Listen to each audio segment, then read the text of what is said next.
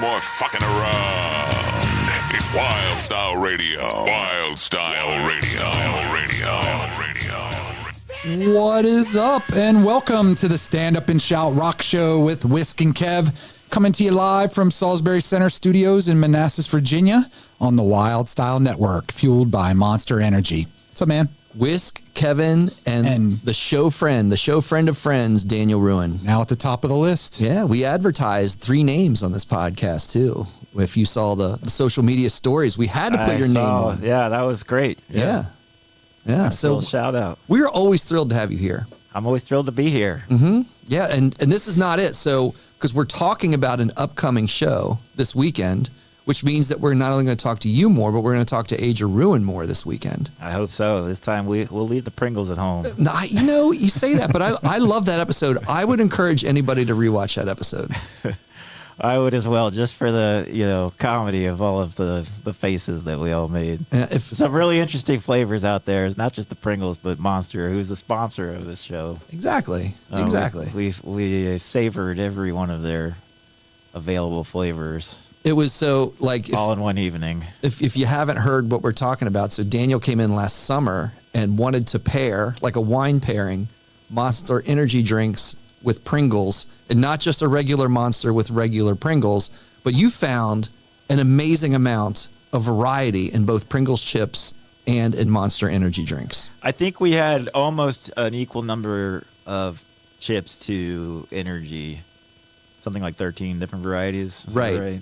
And we only paired them one time. That's right. So if you're a statistician and you want to do a lot of math, if we mix and matched every pairing, we would have been here for how many hours? A long time. And that was kind of just with pairing 13 types of Monsters with 13 types of Pringles, if it was 13, but I think it was around that number. But we were still it was a good 45 minutes. It was, and in order to balance the pH of everybody's gut after that show, I think if we had exercised the full quantity of pairings, then we really would have been in trouble. Especially the next morning. Yes. I think that we all, because it was a summer festival, I will guiltily say that I was feeling good. I think that there were a lot of people feeling good in that episode. So the conversation, it was wide. It flew. It was definitely a conversation starter. Uh-huh. But it was a good yeah, you're reminding me. That was the summer festival we had here. The local palooza. Right, yeah. Dose. Yeah. A dose. Exactly. We're in the planning stages of the next one for this coming summer. We are. August 17th. Is that right, Mr. Salisbury? Yep, August 17th.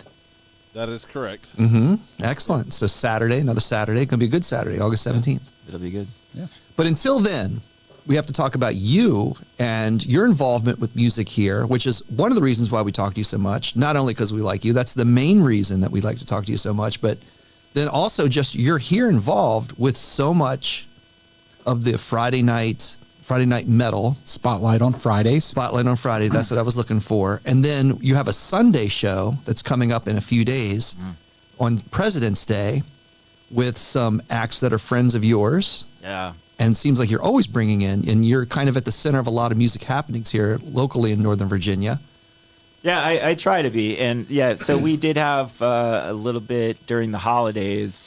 Things got a little quiet. Well, we regrouped and really, the venue here had invested a little bit more into the room. There'd been some construction happening. So last week there was a show which we had actually booked in January, but the snow came through one evening the day before, and we knew that would affect not only turnouts, but it would have made all of us feel real crummy if someone was on their way here and got hurt in an accident and everything. So the right thing to do was to postpone, not to cancel. Right? Sure.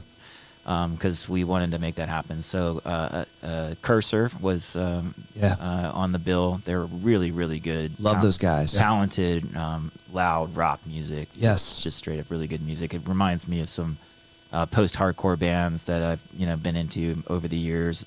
A little bit of a kind of a Thrice influence, less of the punk Thrice, but more. I heard some Deftones with them. Yeah, sure. Yeah, I heard. That. Yeah, and they were speaking to that when we talked to them. They were about the Deftones, how much they appreciated the Deftones, but I definitely heard it in their sound. Liked it. Yeah. Sort of a post metal, post hardcore sound. Really good vocals, and and man, those guys are incredibly talented with the use of. So one of the topics I wanted to cover a little bit tonight was some of the gear that we use. Yeah. Because this coming show, and when we'll get into this, we've got some bands that are follow a little bit more of the old school approach that Age of Ruin does, which is big amplifiers and loud drums and everything. But Cursor is really embraced using a lot of the modern technologies. So playing along to tracks. They're still playing the music. It's all played by the musicians, but they're playing along to tracks that complement the band as they're playing. And that really requires, the all-star of the band at that time, that everyone else will be annoyed that I say it, but it's always the drummer, because that guy's got to play to that click and be on time. Yeah. But then using a lot of, they use Helix floorboards to produce a lot of the, guitar tones, and still using amplifiers and everything. But it's just really fascinating, and I'm always impressed by bands that can pull that off. So that was really cool. And playing that show also were the Knuckleheads, who have been here a few times. Yep. You'll recognize them. Pop punk, really good, just driving punk music. They're fantastic. I felt like seeing them now multiple times. They keep getting better every time I see them. Yeah. Musically, they keep getting better. They're becoming tighter and tighter and tighter. And just I think it's a thrill to watch. Them develop the way they are. Sure. Yeah. Yeah. That's a good observation. I think the same thing. So they're just great, just really solid music, but also fun, very fun to watch. They have a lot of energy on stage, always bring up the energy in the room. Love their cover of the Backstreet Boys. I Want It That Way. It was brilliant. Yeah, they do it in their style. Brilliant. Mach Zero was on. Those guys were really good. They were. They were recommended by the Knuckleheads. Also like a driving power trio punk band. Sure. I'd heard, the Knuckleheads had recommended them, and so I checked them out and was very impressed. And I'd say their music online is really good, but boy, the live show really fantastic. They all worked at Guitar Center. No kidding. That's how they formed as a band. They were all and started rehearsing in the teaching rooms. Yes, at the Fairfax Guitar Center. Oh, that's great. That's great. So again, we're talking about gear. You know what I mean? You gotta show up at Guitar Center and pick up some gear. And Motel Portrait, Logan, we played with Age of Ruin. Played with Motel Portrait up in Baltimore. I want to say it was a year and a half ago or so, and a really fun show. We played at a place called Mi Comalito. It was a restaurant that really great food, and we just had a lot of fun with Motel Portrait, and had and there's a new the movie Motel Portrait, the movie is just out. Really? He was announcing that. He was like, how fitting that I'm in a movie theater right now with a movie coming out just here in days, and it's now out, so it's cool. It's worth watching. Yeah. We didn't get to talk to Logan. We tried. That was like one of those ones that was just squeezed in between too much happening, between a band coming off and a band going on. And we just couldn't steal time. We had a little bit of time, but he was interested in starting his show. Yeah. So he was kind of in that zone, which I totally respect. It's hard to come up and talk a half hour before, which Mach Zero did literally to the minute that they started performing. They walked out of here and started performing. Jumped up on stage. Yeah. Right. And I totally respected them for that, because that's not the easiest thing to do. Yeah. It's there's a lot of stress and pressure, as you know. Oh, yeah. Being a musician. Yeah. Before you eat, a lot of things going through your mind. So absolutely. Makes sense. They didn't have a Cindy Brady event either. Yeah. So when we were talking with Sean from the Four Horsemen, we were opening for the Four Horsemen, and he was really just driving the quality of not only his show, but everybody that played with him. And this is about 10 minutes before I'm supposed to go on. Oh boy. So he's driving home how much he wants to see a high quality show out of you as you're talking to them right before you walk out. Oh, wow. So I froze in the middle of that. I just stopped talking. I'm like, I just got to get in stage zone. I can't focus on this conversation. No pressure. No pressure. You're going to do a good job, right? No pressure. So that's where I got the Cindy Brady label, because I don't know if you saw that Brady Bunch episode where she freezes, on camera. Yeah. That was okay. I didn't know where you were going, Kevin. All right, I get it now. So Jeff, and he's like, Yeah, he deferred to me Staring at the clock. for a question, and I'm like, oh shit, I'm supposed to say something. Nice. Nice. Well, yeah. So speaking of live music, so I'm very, very jealous of both of you for having been able to go see Extreme a couple years ago. Yeah. Nuno Betancourt is a major hero of mine. And I tell you, man, it dates back because maybe it dates three of us if I say this. But, Yeah. Bill and Ted's Excellent Adventure. Man, Right those on. guys, they send the characters from history throughout the mall. The San Dimas Mall, right? Yep. And that's where the guitar solo for "Play with Me" comes out, right? During that Yeah, whole that's thing. right. And That's because Beethoven right. starts, oops, I just hit this mic. Sorry, boys. But yeah, Beethoven's on the keyboard. Yes. And Yeah. then it's just shred time. And then play. So that's I didn't know what I was watching and who I Right. was listening to, but then Extreme is just such an awesome band. I love that Yeah, you I brought don't that up. even remember if their album was out. I don't when think it that was. movie came out. I think Right. the first album came out after. Really? And then it was on the album. And I'm like, wait a second. I remembered it from the movie, and they played that when we saw them Yeah. 2 That's weeks awesome. ago. It was cool. We were talking about that when we reflected on the show a little bit on the podcast, and both of those bands, like you hear, and we have a lot of conversation about bands as they age. Like we've been talking about that, right? Like you have an obvious example, like of the whole trauma and drama around Motley Crue, as Yeah. an example of, Right. of somebody that's aging poorly, Yeah. quite frankly. But then you have those two bands as examples that are doing the opposite. So I feel like their musicianship is improving with Sure. age on all of them. Like not only just Nuno, but Gary Sharon. Gary Sharon. He was fantastic. Did they do any Van Halen? No. Yeah, I No. wondered that. And they did "Women in Love," a little Did they? little piece. Yeah. Oh, they didn't. Yeah, Yeah. Sniplet. I wondered if they Yeah. would pull that out or if it was Yeah. Nothing from when he recorded with Right. them. okay. Yeah. But yeah, he did a little the opening of "Women in Love," and then pointed to the sky and said, "That's for you, Ed." Yes. Something like that. Yeah, yeah. And we talked about that though, like Gary Sharon, because it always goes to Sammy and Dave. That's the debate, right? Right, The Sammy right. and Dave, but because you just write off Gary Sharon, but he doesn't deserve that. He doesn't. I don't think he does. I think that the songs were evolved. Yeah. I'm not going to say it was my favorite material. Right. And we're about to get in this debate, which we shouldn't do. But I am personally a Sammy fan. Oh wow. This is like the Metallica albums. It is. Yeah. It is. And I know where this is going to go. Uh-huh. However, as the band evolved, so was music at the time. Sure. We were getting into grunge, and there was this stigma attached to the 80s, and Yeah. and I wonder Van Halen didn't entirely get stuck in that, but Right. because they were not a hair band per se in terms of it being glam. Yeah.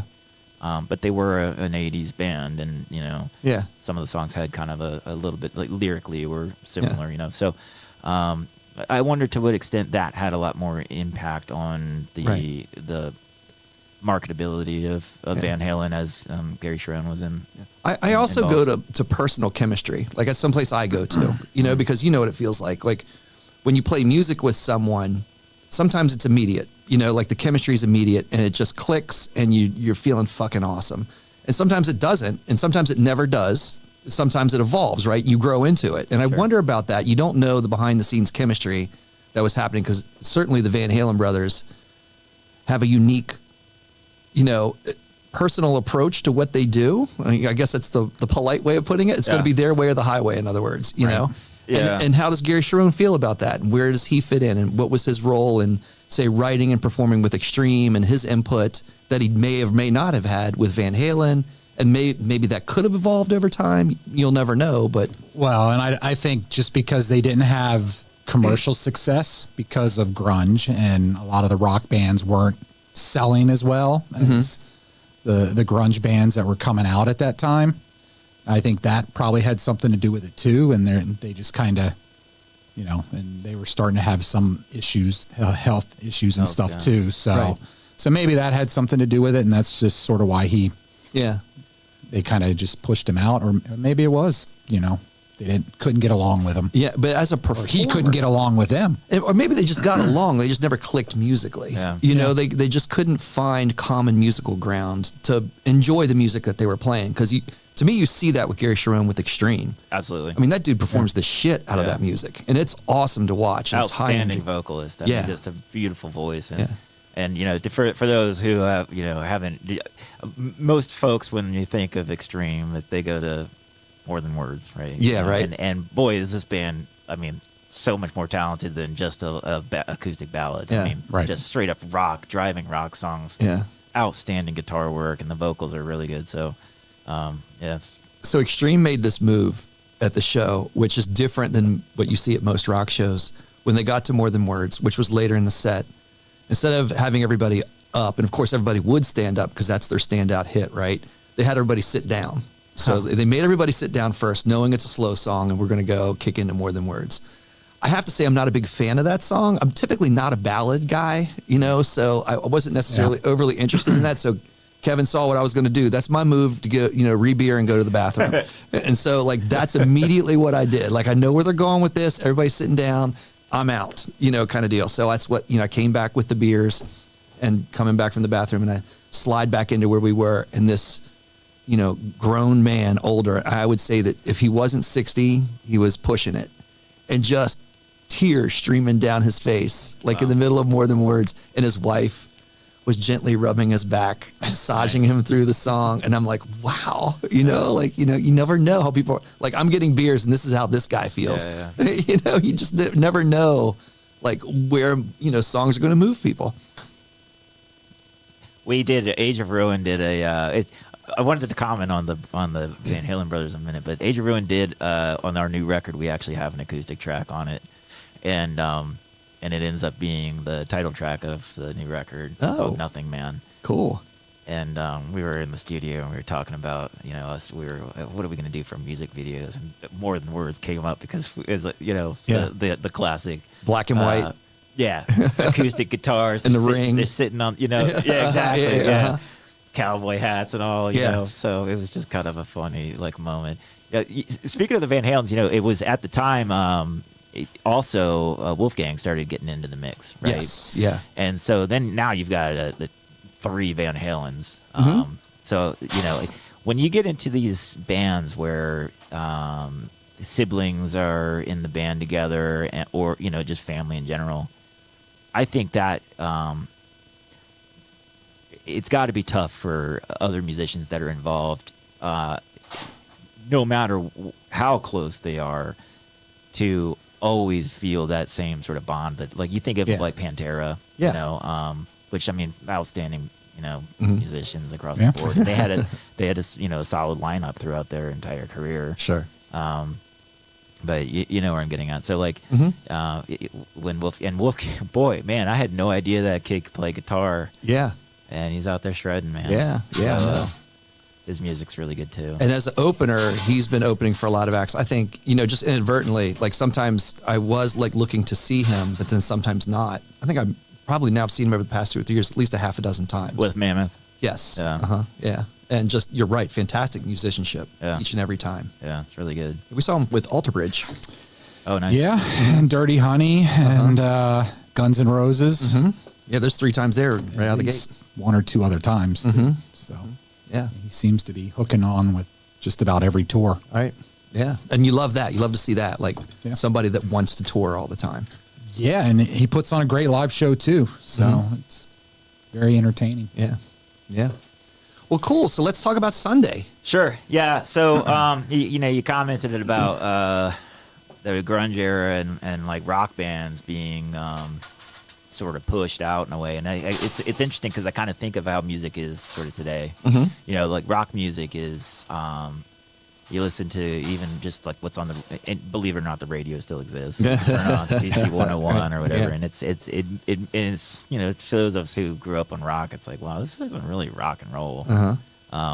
It's outstanding music still. There's a lot of what some people would think of like sort of synthetic or computer generated and music and with respect to drum beats and everything, but that's always been around. I mean, you think of hip hop and sampling and all of that.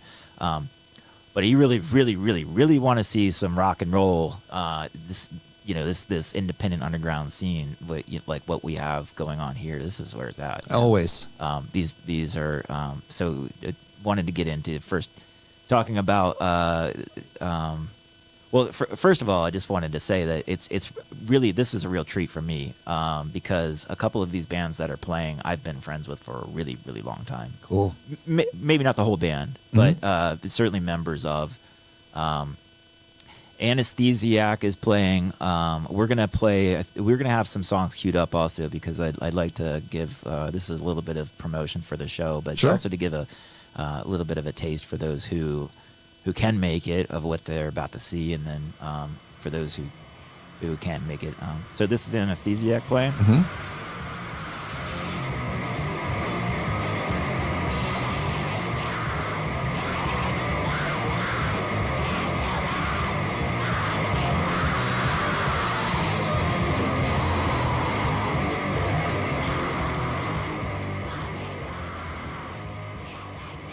And where's Anesthesiac coming from? They're from Northern Virginia. Uh-huh. So that was called Manager's Song. And what's cool about, when I hear that, it's like, man, this is like real raw recording. Sure. It sounds like punk rock, and this Yes. is like sort of screamo sort of sound too. Yes. So I'm not old friends with these guys, but I can't wait to make friends with them and play this show with them. We've seen them on multiple bills around the area. They're playing out a lot, and real exciting to be able to do this show with them. So, cool. So I'm really looking forward to that. And speaking of gear, we've talked a little bit about that, and I wanted the opportunity to talk about what equipment that we use, because this is going to be one of those shows where gear is front and center. Like this is going to be a loud show. Okay, we've had shows here where we mic up the combo amps, and I'm looking over, John's already like, oh boy, because he's helping with sound. He's like, man, these bands, they show up with these loud amps. It's impossible to mix. But he's worked with Age of Ruins, so he knows what it's like. But so we've got some like just real classic tube amps coming in. Big, Ampeg 8x10 cabs and huge drums. Everybody's working to get them through the door. They're not going to be a light lift. Well, what's interesting, what's cool about the shows that we've been doing, particularly since the pandemic, I think I've seen a lot of this, but it's always been around, is bands being willing to share equipment, and it helps with the burden of having to drive to a show with absolutely a whole van full of gear when Yep. there's going to be speaker cabinets there. Yep. There's gonna be a drum kit that more or less everyone kind of uses similar equipment. So so that's always a plus. Sure. And but it does keep us in shape. Yeah. So who else we got? So the second band here, and it's interesting because I think of this, it's the lineup worked out this way. I didn't really plan it, but it's sort of like a symphony, right? So you got 4 acts, and Born of Plagues is gonna bring. We've got a song queued up for them. Out of Baltimore. Yeah, they're from Baltimore. This song is called Mountain of Souls. If you want to give it a play, listen to this. This is gonna be hard to here because of the compression on the record, but you start out with these quiet guitars and then it just gets huge. So check this out and think about how this is going to sound in the room. Got a great live feel already.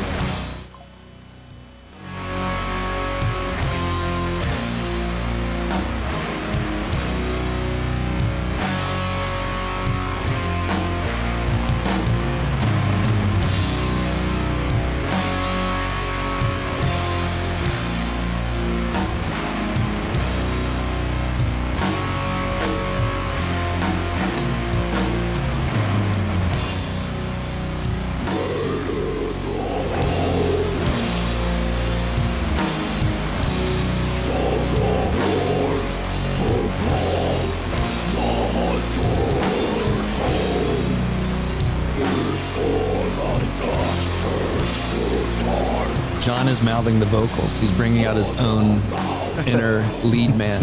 So you get where I'm coming at. Like this, the gist of this is that this is sort of like a real heavy doom stoner sort of influence, like classic Black Sabbath riffs. Yes. But man, when you think about those chords and the drums all like hitting you at once in a room. It's just gonna. I can't wait. There's Right. nothing that beats that live. Right.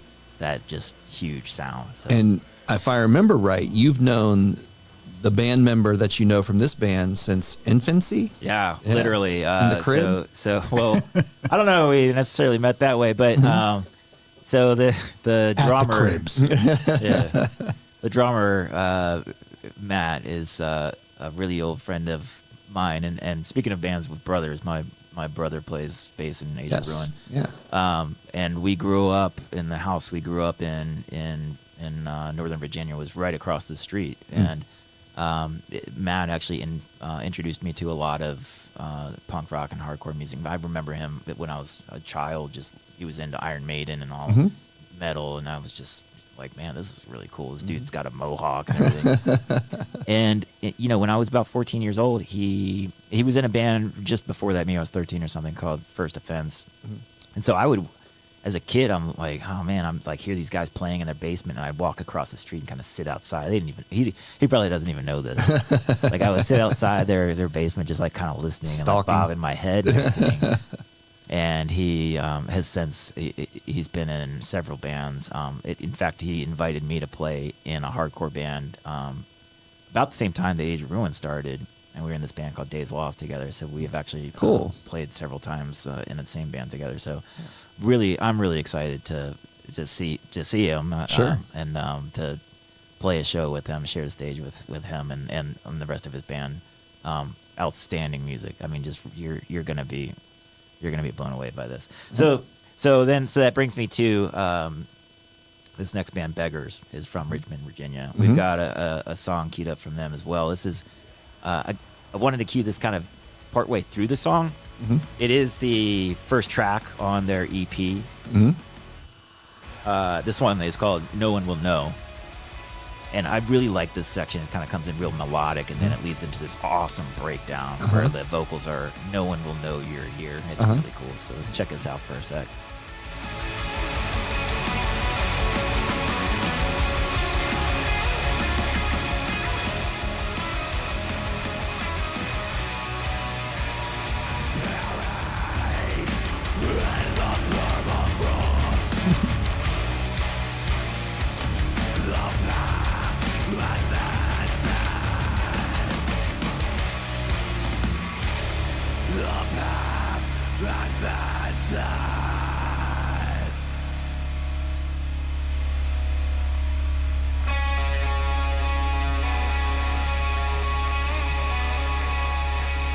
Good stuff. So Good I think stuff. what you'll find with a lot of these bands is there's a really cool dynamic with the guitars and the drums being real loud and heavy, and then bringing it down like we heard with Born of Plagues, and sort of that calm before the storm. If in heavy music, if you're heavy and fast all the time, then it doesn't sound heavy and fast. Right.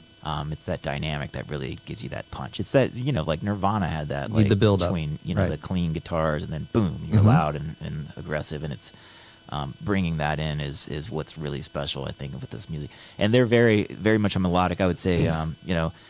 Speaking of, again, drummer, Shane he currently plays in another band called Be Well, which it's got members of Battery and Darkest Hour. And Shane was in a band called Fairweather that we played with a lot back in the day, and they've since, in fact, we played their very last show in 2000. I think it was 2004, but it wasn't really their last show. So like they're back together. They play now. They have a couple shows booked out on the West Coast right now. Yeah. Really great. They're really good punk, like pop punk, emo. But I would say they've more evolved into really like a really good like indie rock band. Very cool. So Shane and I played for a little while. I'm sure he remembers this. I don't know if he does or not. We were drinking beers back in the day, but we were starting something together. He lived not too far from the university that we both went to, George Mason, and we were kind of starting up something which never turned into like any real band. We were just playing a lot together. And funny story is, so they would, at their house, they'd have parties every once in a while, like Halloween and stuff. And So one random day, I'm driving this Toyota Celica that I don't usually use. My mother's car. I was borrowing it. I was in college. I was borrowing this car, and it was like the streets were wet, and someone in front of me stopped like out of nowhere, and I slammed on the brakes, and it just slid into this car. Mm-hmm.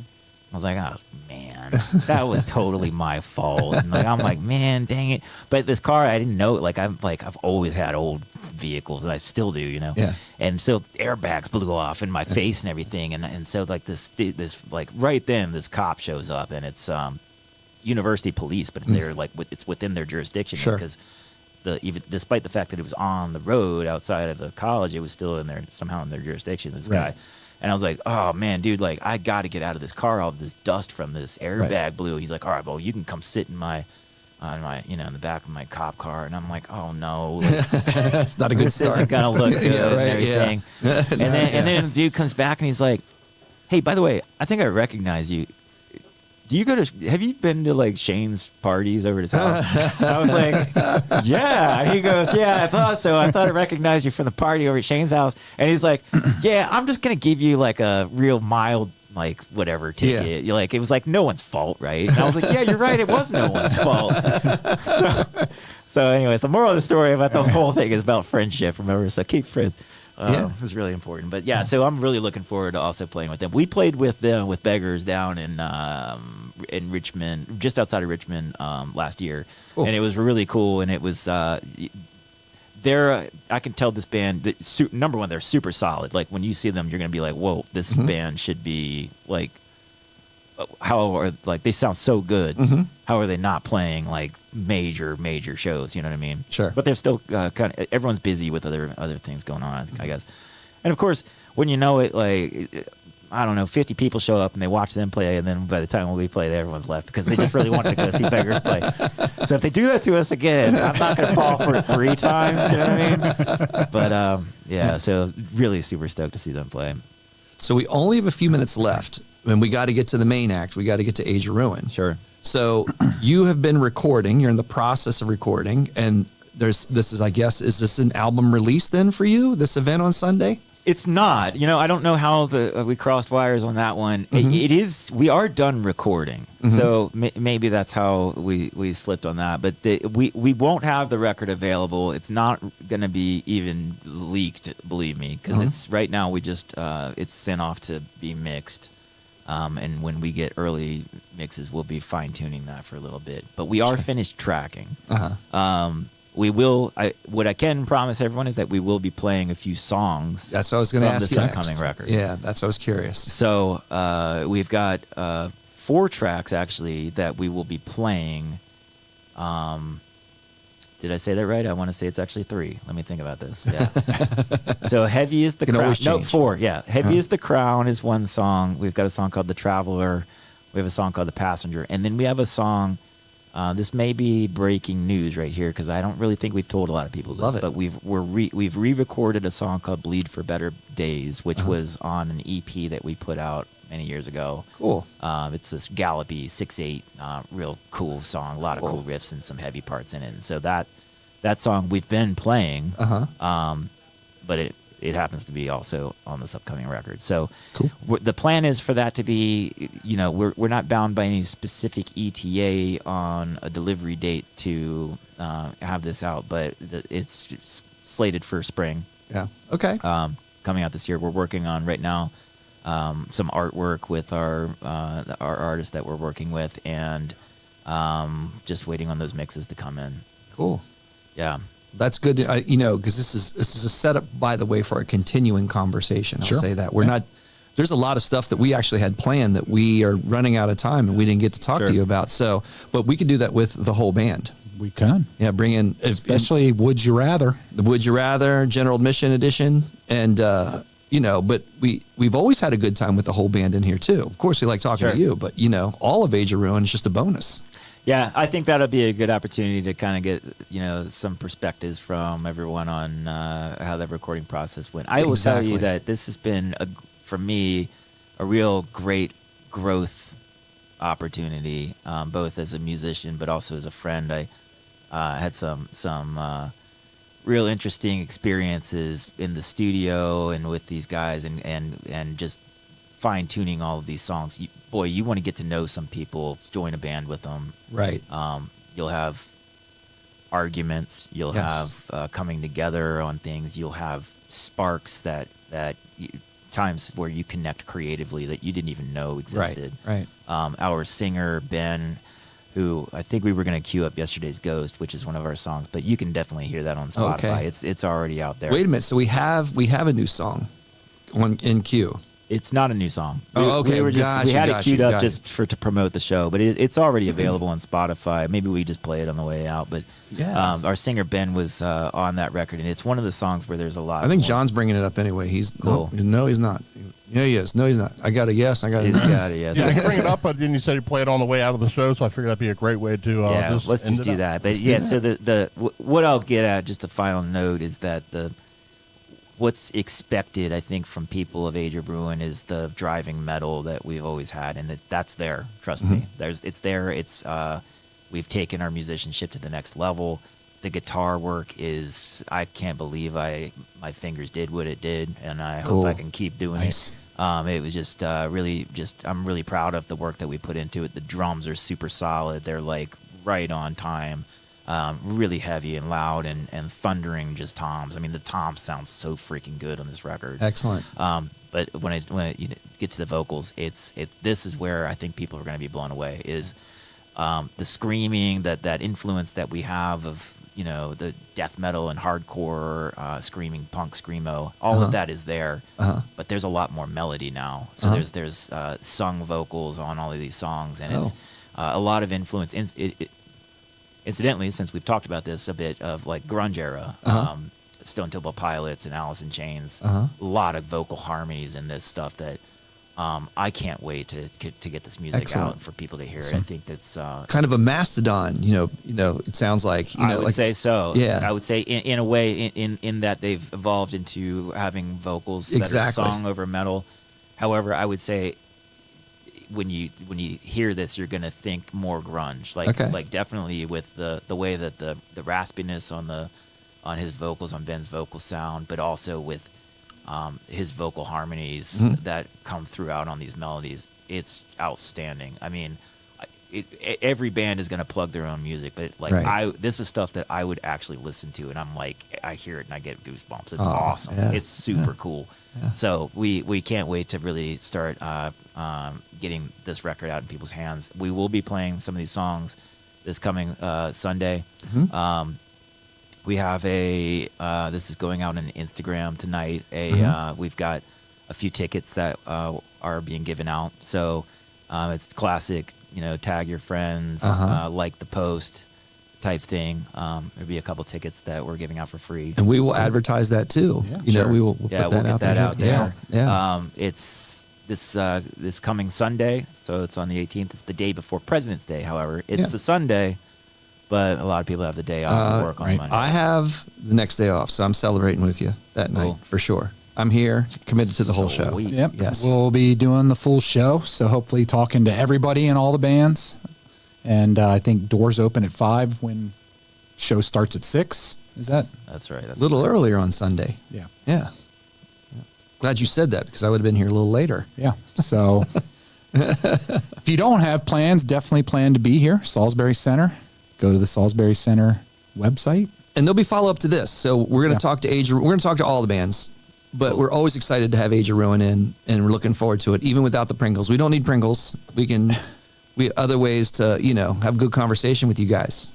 It's always fun. It is always fun. I appreciate you guys Yeah. doing this. This is great. So thanks for having me. Yep, Yes. We'll look absolutely. forward. We'll see you on Sunday. Yes. Looking forward to it. All right. Rock and roll. And we got With that- Age of Ruin on the way out. Yes. What- See ya. And what is the song? Yesterday's Ghost. Yesterday's Ghost.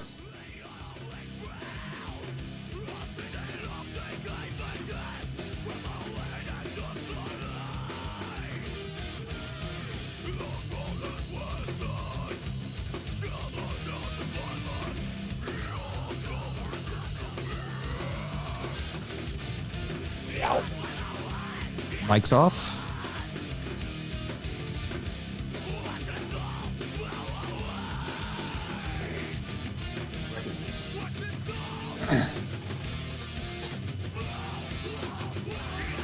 Nice job, Daniel.